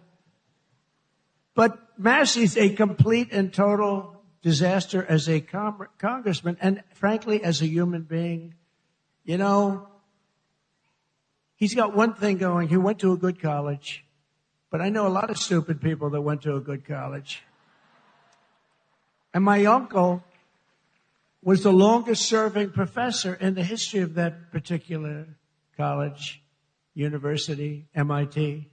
41 years. My uncle was there 41 years, so that means I have much better blood if you go by that. But I went to the hardest college of all to get into, the Wharton School of Finance. That means I'm real smart. We got to get rid of this loser. This guy is bad. He's disloyal to the Republican Party. He's disloyal to the people of Kentucky. And most importantly, he is disloyal to the United States of America. And he's got to be voted out of office as soon as possible. On the other hand, 𝐷𝐸𝐤𝐿 has my complete and total endorsement. He's a true American hero, and he's a great patriot, and he's doing it because he saw what this guy was doing to our country, and he said, I'm going to run. He's now a farmer, successful farmer, and I can tell you, he's strong as hell. He shook my hand. My hand is still recovering. Sir, I'd like to shake your hand. Absolutely. Hold him back. I didn't tell him that, you know. I'm telling him now officially. Ed, would you come up for a minute, please?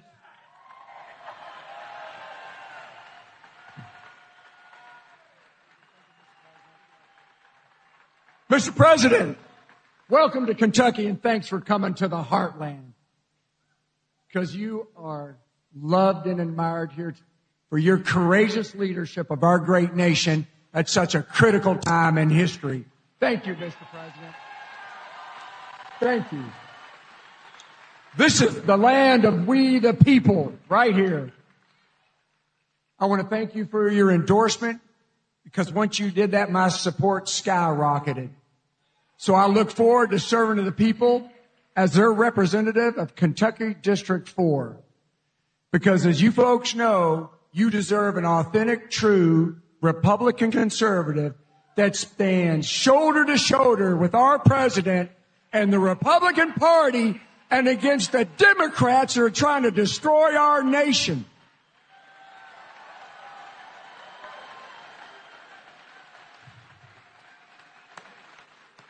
USA! USA! USA!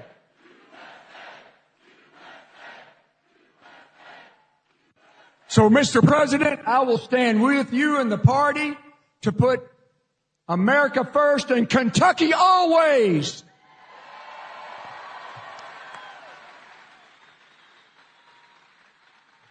Mr. President, I hope the fake news gets this.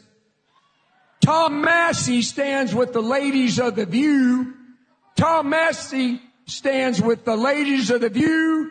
Mr. President, we stand with you. Fight, fight, fight!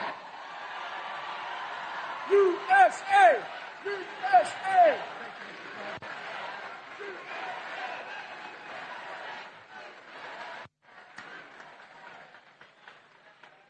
I'm telling you, that is the greatest candidate. You know, I've done this before, not quite as violently and miserably as this one, but I just can't stand this guy.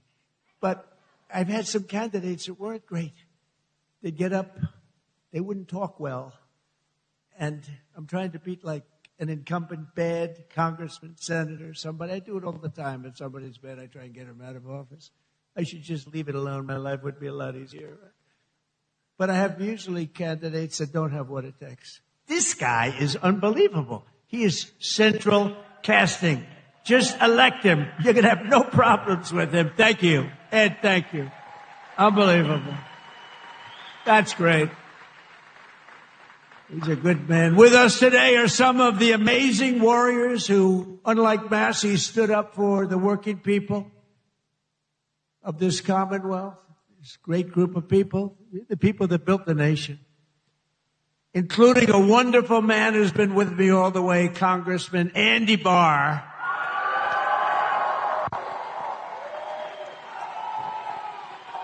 All the way.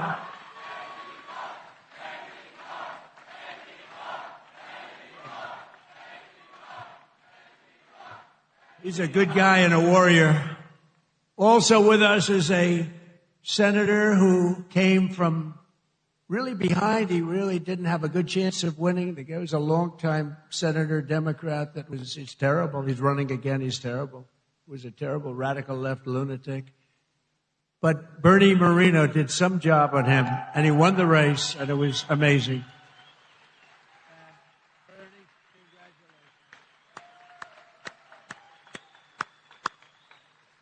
And thanks as well to CMS administrator. You just saw him working. Dr. Mehmet Oz. He was just working.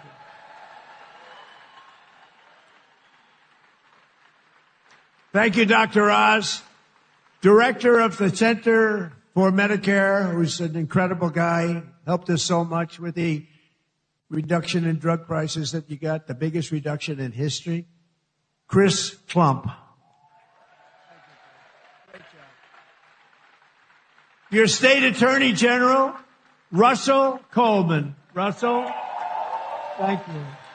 Thank you, Russell. Good job. A wonderful Secretary of State. We have a good one in Washington, too. Marco. Do we like Marco? I think so. Your Secretary of State, Michael Adams. Thank you. Thank you, Michael. State Auditor, Allison Ball. Thank you. These are great people, and I've gotten to know them over the years. They're just incredible people. State Treasurer, Mark Metcalf. Thank you. Thank you, Mark. Great job. Your former Kentucky Attorney General, Daniel Cameron. Daniel. Thank you. Thank you, Daniel. And Chairman and CEO of Morris Industries, a good man, Nate Morris. Nate, thank you. Now also with us is a local legend who did quite well suing the Washington Post and various and sundry others. Where's Nick Sandman? Where's Nick? Come here, come on. Hurry up, Nick. He's a young guy. He can get up here. Guy walked away with a lot of money. They did a number on him. He said, we're not going to take it anymore. I love these guys. Nick, wow. Become a big celebrity, too. Nick, say a couple of words, Nick. We love Nick.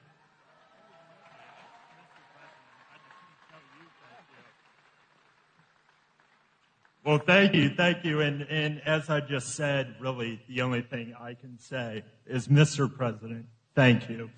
Thank you, and thank you to all of you, because it's us together which can beat the radical left. So thank you. We will always stand with you.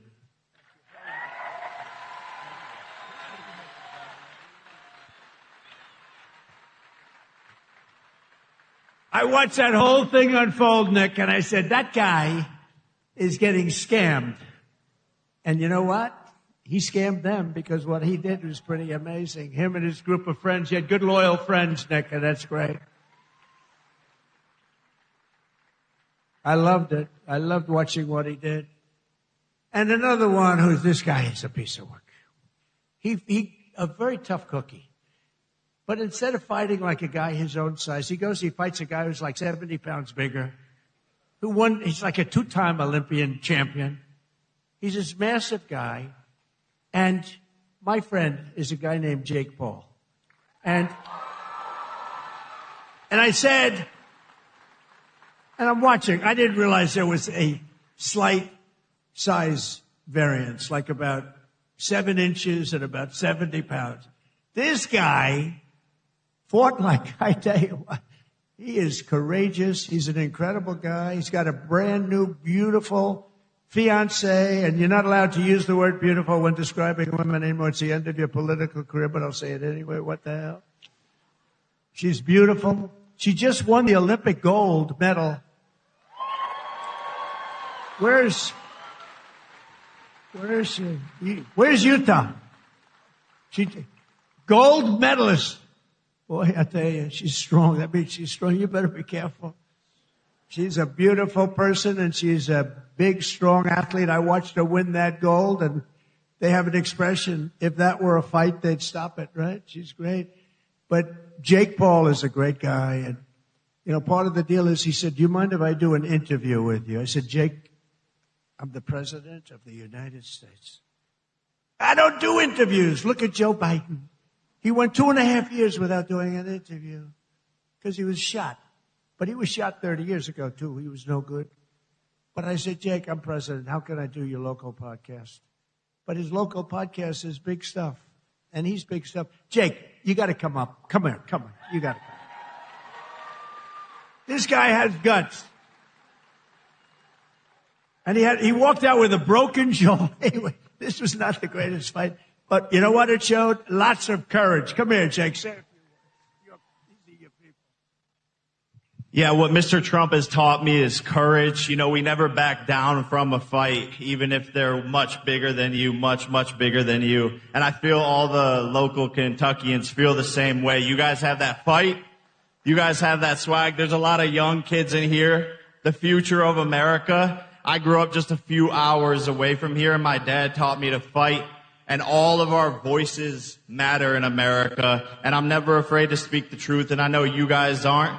We are here representing the United States, and it's just a blessing. Thank you, Mr. Trump. We need more factories like this thriving all over the country, and I know he's going to be the one to bring that here to us. I know God is with us.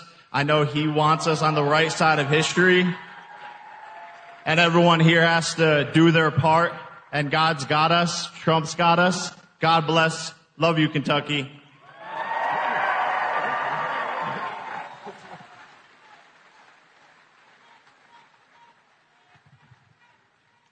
Now, he's a great guy. He's a courageous guy and a talented guy. He's a hell of a fighter, too, by the way. And I just want to say, I'm going to make a prediction that you will be, in the not-too-distant future, running for political office. Okay? And you have my complete and total endorsement, okay? No, that's what we want. He's an incredible guy. A lot of courage and smarts. So in 4 long years, Joe Biden and the radical Democrats in Congress gave us the worst inflation in the history of our country, driving up prices all across the board. They left us a mess. In 12 months, my administration has driven down core inflation down to the lowest level in more than 5 years. And in the last 3 months, inflation was less than 1.7%. Under our policies, prices for chicken, eggs, cheese, butter, potatoes, and fresh fruit are lower today by a lot than when I took office. Hotel rates, automobile prices, and rent payments are way down as well. As a result of my direction to purchase $200 billion in mortgage bonds, a risky move, perhaps, but not for me. Mortgage rates are now the lowest in more than 5 years, and the annual cost of a typical new mortgage is down almost $5,000. And to help our great citizens afford their American dream, I recently signed an executive order to ban large Wall Street investment firms from buying up single-family homes.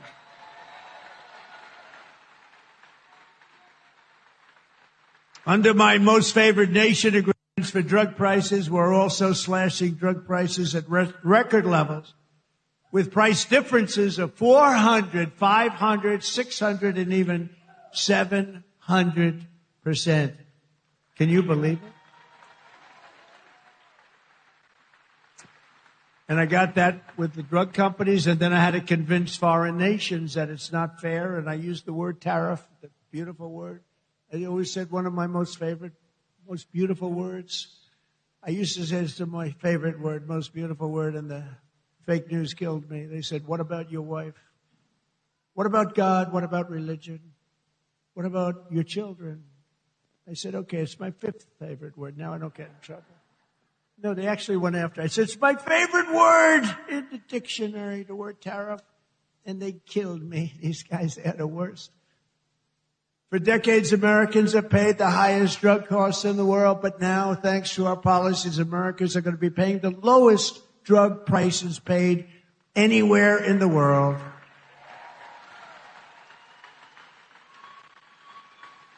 And these incredible price reductions are available right now at, and I did not name this.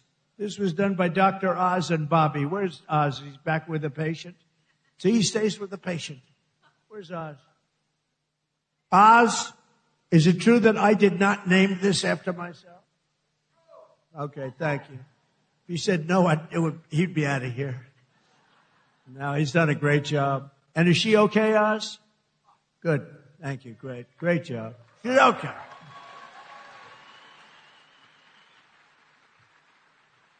So it's available right now, these really low prices, TrumpRx.gov. TrumpRx, and people are using it in record numbers. He named it, I didn't name it. I'm not sure I want my name on drug. Well, drug reduction is probably good, right? If prices ever go up, I'm going to say, get my name off there. But they're not going to go up. They're only going to go down. Other presidents tried to do it, but all they did was talk. It was all talk, no action. I got it done. I got it done for you. Got it done for Kentucky. But it's doing record-type business, right? Biggest price reduction. I think it's one of the biggest things to happen in medicine because the prices are just a tiny fraction of what they were. So Trump RX is a major step toward a larger goal of reducing the cost of health care for hardworking Americans since the passage of the Unaffordable Care Act. You know what that is? I love the name. The Unaffordable Care Act. Oh, do the Democrats hate me? I wonder who hates me more, stupid Tom Massey or the Democrats? I think it's close. Well, they have Trump derangement syndrome. If we won that war, which we have basically done, if we won that war in one day, he should have done it faster. It's unacceptable. And by the way, if I didn't go in, now they like to complain. It's hard for them to complain with that military. It's so incredible. But they like to complain. So let's assume I didn't go in. I was like every other president. Oh, no, let them kill people. Let them get an atomic weapon. Let them get a nuclear weapon that can destroy the world. So let's assume I didn't go in. They'd say, he should be going in. These are the worst people. Since the passage of the Unaffordable Care Act, sometimes referred to as Obamacare, named after Barack Hussein Obama. Have you heard of him? Big insurance companies have gotten rich with our government giving them hundreds of billions of dollars as their stock prices soared up to 1,700%. Under my plan, I want to stop all payments to big insurance companies and instead give the money directly to the people so that they can buy their own health care, which will be better health care at a lower cost, Dr. Oz. Okay? Billions, trillions of dollars a year, literally trillions, go to insurance companies and you get rotten health care. Obamacare is a loser. It was meant for the insurance companies, and the insurance companies totally control the Democrats, not the Republicans. Just over 1 year ago, we inherited a mess, a floundering economy, wide open borders, the worst inflation ever, crime, chaos everywhere. Today, just a short time later, look, we've been there for 1 year. We have the most secure border in U.S. history. The flow of fentanyl across our border is down by 59%. We get it better. The murder rate just saw its single largest drop ever recorded, the lowest in 125 years. Before my father, Fred, was born, before he was born. And that's despite the fact that we have a lot of people that shouldn't have been allowed in here that are murderers. Inflation is plummeting. Incomes are rising. The economy is roaring back. And America is respected again, perhaps respected like never before. Every single day of my administration, with the help of the great people of Kentucky,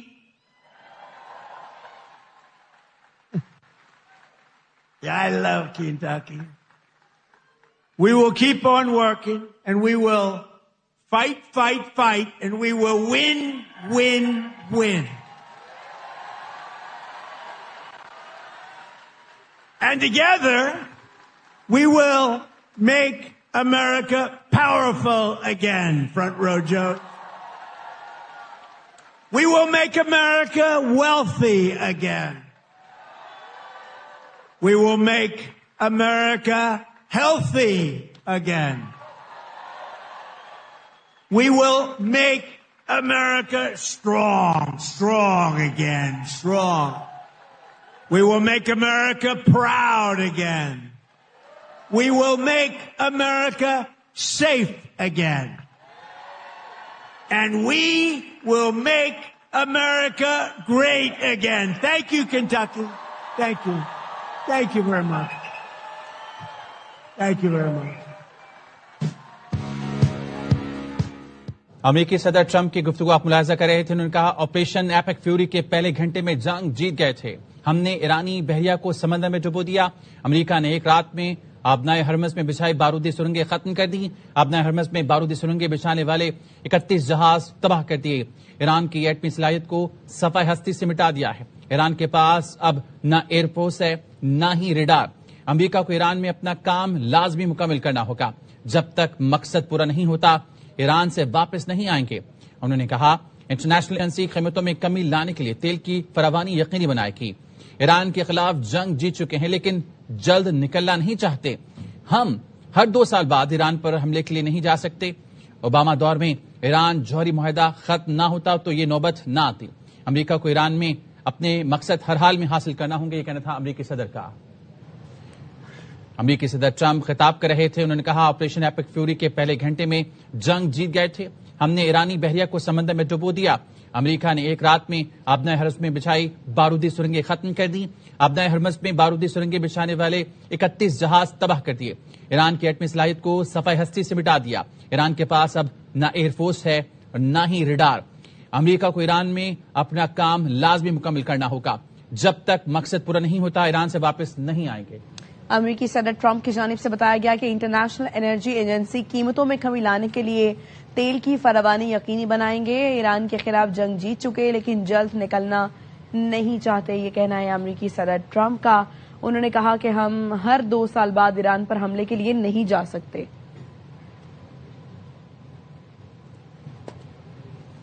और अब शामिल करेंगे news headlines.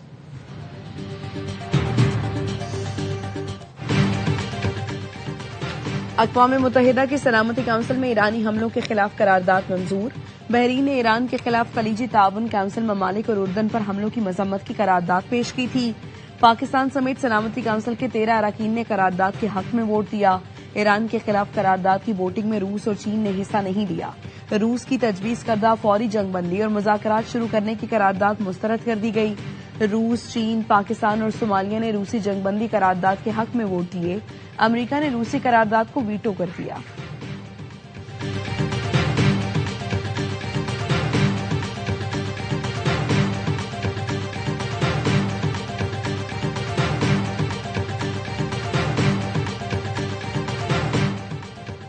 अक़वाम मुत्तहिदा में रूस और America आमने सामने। Iran के खिलाफ करारदाद रूस ने जानिबदाराना और यकतरफा करार दी थी। कोई ये करारदाद पढ़ेगा तो ऐसा लगेगा तेहरान बगैर किसी वजह के हमले कर रहा है। तेहरान पर हमले और उसके पीछे वजूहात को बयान करना जरूरी है। करारदाद में तेहरान पर हमलों की मजम्मत नहीं की गई। ईरान कहता है अमेरिका अरब ममालिक के अड्डे उनके खिलाफ इस्तेमाल ना करे। सेंटकॉम ने कहा ईरान पर हमलों के लिए अड्डे इस्तेमाल किए गए। हम सिर्फ खलीजी अरब मुल्क ही नहीं तेहरान पर भी हमलों की मजम्मत करते हैं। अमेरिकी नुमाइंदे ने ईरान और उसके दोस्त मुल्क को झूठा करार दे दिया। ईरान मुसलसल शहरी इलाकों पर बमबारी कर रहा है। सलामती कौंसिल ईरानी हमलों के मुतासिरीन के साथ खड़ी है। दुनिया के 135 ममालिक ईरानी हमलों के खिलाफ हैं। ईरान के शहरी इलाकों पर हमलों की मजम्मत करते हैं। ईरान का न्यूक्लियर प्रोग्राम दुनिया के लिए डिजास्टर है। ईरान का मकसद एटम बम से अमेरिका और दुनिया को मौत देना है।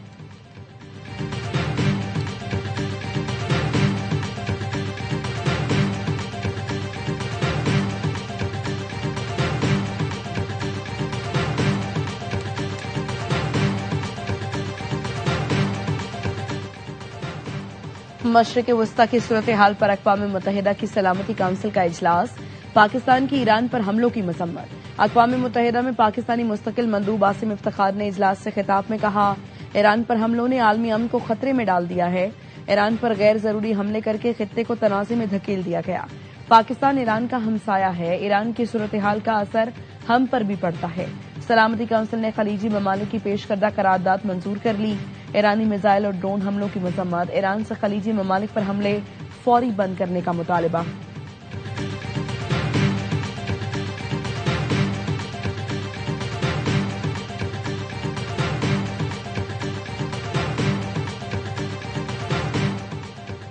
سلامتی کونسل کی قرارداد پر ایرانی مندوب کا اظہار افسوس، سیکیورٹی کونسل مینڈیٹ کا غلط استعمال کرتے ہوئے سیاسی ایجنڈے کے لیے استعمال کیا گیا۔ اسرائیل نے امریکہ کو جنگ میں دھکیلا۔ امریکہ اور اسرائیلی جنگی جرائم کے مرتکب ہوئے ہیں۔ دونوں ملکوں نے واضح طور پر ایران کے خلاف جارحیت کی۔ سلامتی کونسل نے موجودہ تنازع کی بنیادی وجہ کو نظر انداز کیا۔ امریکی اسرائیلی رجیم نے اقوام متحدہ کے چارٹر کی خلاف ورزی کی۔ امریکہ اور اسرائیل کو مزید جرائم کرنے کی اجازت دی گئی۔ سلامتی کونسل کی آج کی کارروائی غیر قانونی ہے۔ روس اور چین کا امن کے لیے مستقل کوششیں کرنے پر شکریہ ادا کرتا ہوں۔ امریکی اسرائیلی حملوں میں خواتین، بچوں سمیت 1348 شہری جاں بحق ہو گئے، 17,000 سے زائد زخمی ہوئے۔ تنازع کی بنیادی وجہ کو نظر انداز کر کے ایران کے خلاف مذمت کی جا رہی ہے۔ ایرانی مندوب کا سلامتی کونسل سے خطاب۔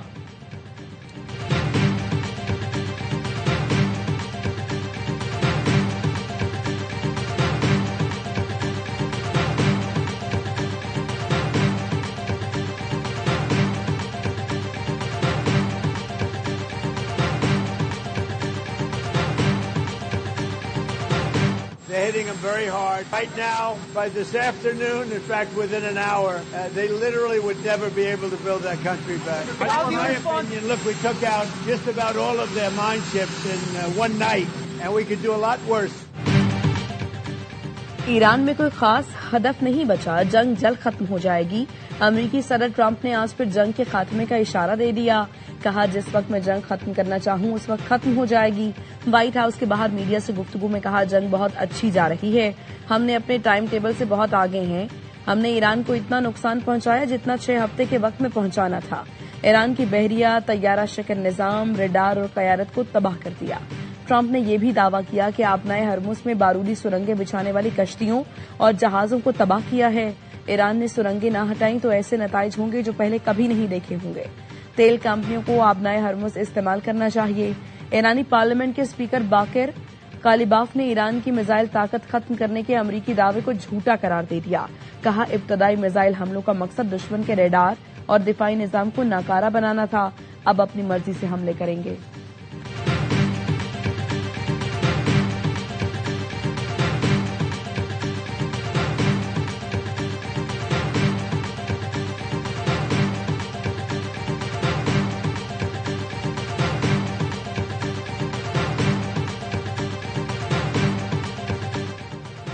ایران کی خلیج میں اسرائیلی اور امریکی اقتصادی مراکز پر حملوں کی دھمکی۔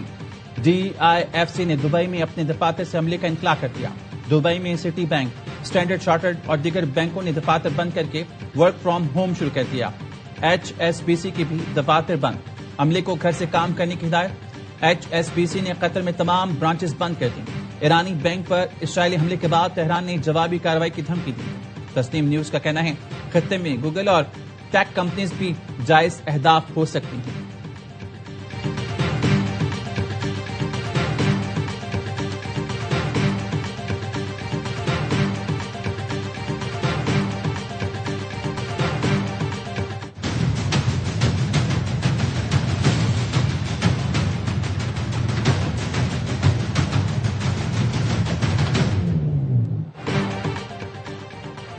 آبنائے ہرمز کے قریب جہازوں پر حملے، تھائی پرچم بردار سمیت 3 جہازوں پر پروجیکٹائل گرے۔ تھائی لینڈ کے کارگو جہاز میں آگ لگ گئی، عملے کے 3 اراکین لاپتہ۔ تھائی حکام نے بتایا نامعلوم پروجیکٹائل لگنے سے جہاز میں آگ لگی۔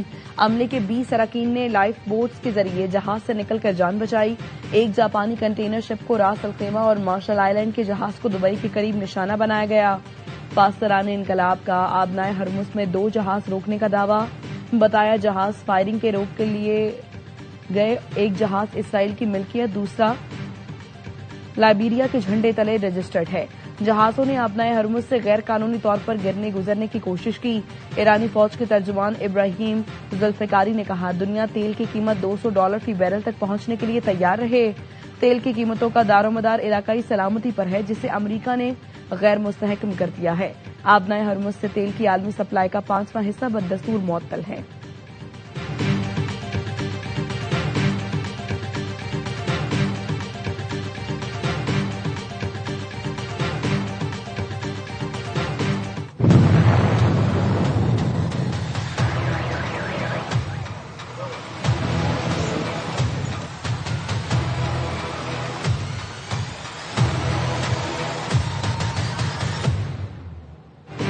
امریکہ اور اسرائیل کے ایران پر بدترین فضائی حملے، تہران سمیت کئی شہر دھماکوں سے گونج اٹھے۔ پاسداران انقلاب کے سید ابراہیم شہید۔ اسرائیلی فوج نے مغربی ایران میں حملہ کر کے ایرانی فوجیوں کو شہید کرنے کا دعویٰ بھی کیا۔ رات بھر جنگی طیاروں نے درجنوں بم گرائے۔ مہر آباد ایئرپورٹ کے قریب بھی دھماکے ہوئے۔ تہران